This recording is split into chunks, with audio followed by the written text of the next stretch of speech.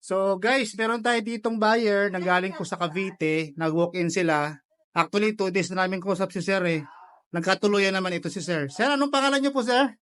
Kuya Renny na lang. Kuya Renny from General Trias. General Trias, Cavite. So, okay. So, binayaran na nila yung ating unit na 2013 na livinan dito sa ating shop sa San Pedro, Laguna. At binayaran nila, sold na, okay na.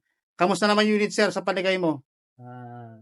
Sa tingin ko, maganda naman eh. Kaya nagustuhan ko eh. Pati yung kulay niya. Maganda ang takbo niya. Ang tinesting namin eh. Okay naman. So, wala naman naging problema. Sana Okay. tuloy-tuloy. Opo, okay. So, Sir, kamusta naman yung presyo? Okay din ang presyo.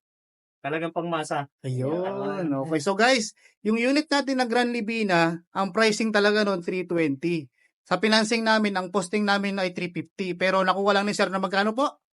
Nakuha ko lang ng 280. Iyon, so 280. So guys, talaga yung Abundance Auto Trade, tsaka si Abutakal TV, si Boy Abunda, dalawa kami dito.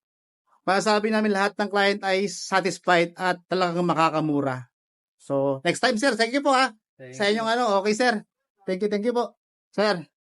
Sige, so